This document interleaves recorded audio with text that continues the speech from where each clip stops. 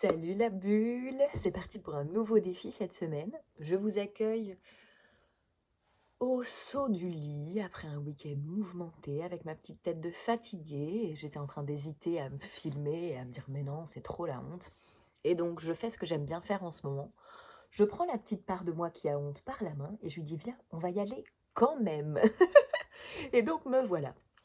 Alors cette semaine, c'est un défi qui concerne le troisième axe de la communication non violente. Dans la CNV, on dit qu'il y a trois axes. Je vérifie que je ne dise pas de bêtises.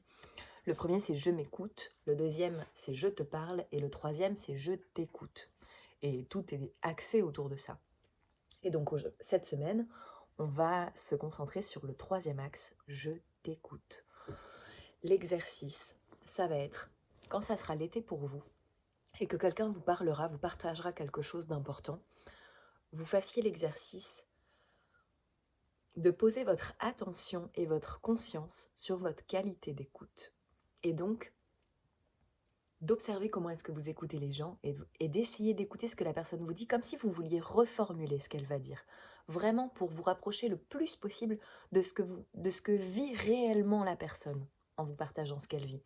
Et l'idée, c'est pas après de lui reformuler, parce que, sauf si elle est OK, mais si la personne n'est pas OK, ça peut être mal interprété parfois.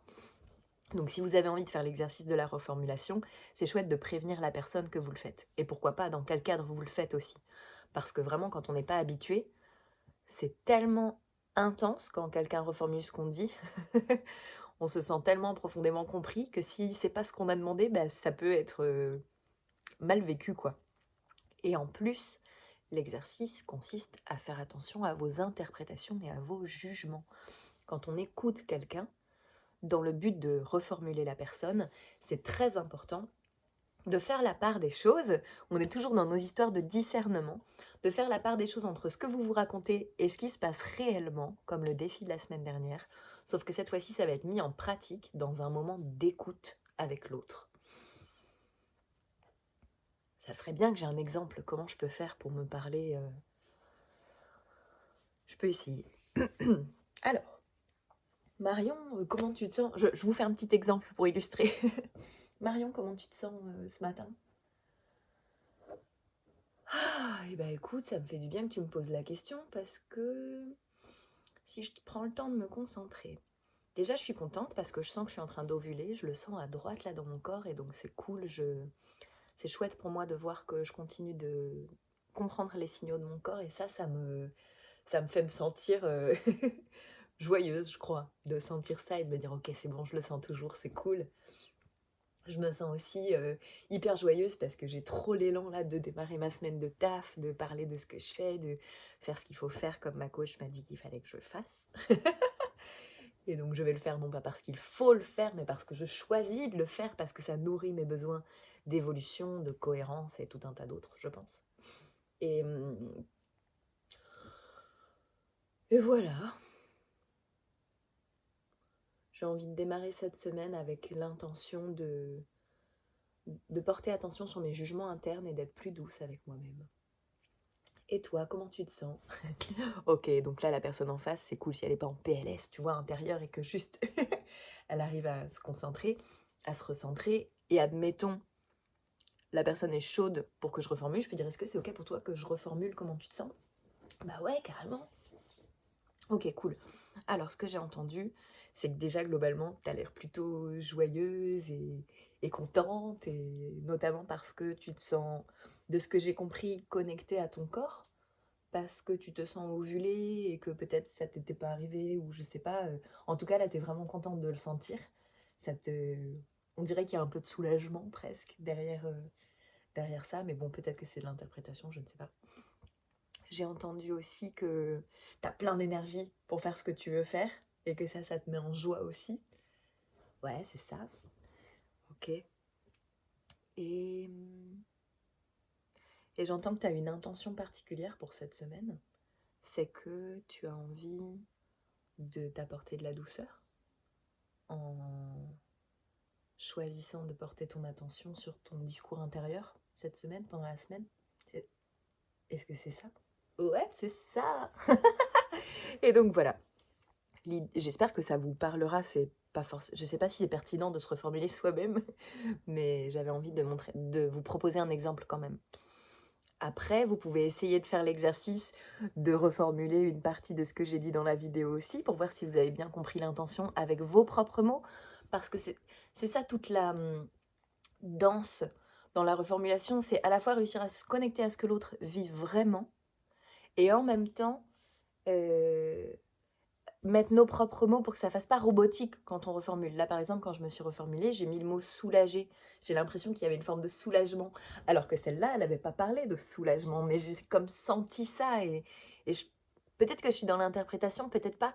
Ce qui est important quand on reformule, c'est quand même d'employer nos mots pour pas faire robot, quoi. Si j'avais juste paraphrasé tout ce qu'elle m'a dit, ben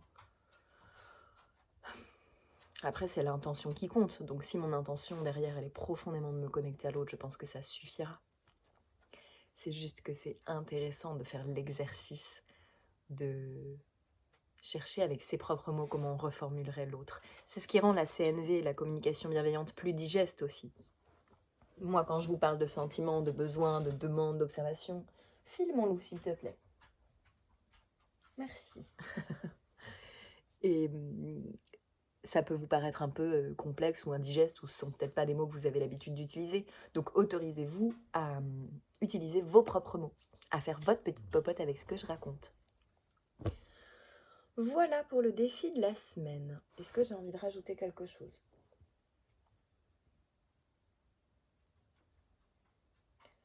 Oui.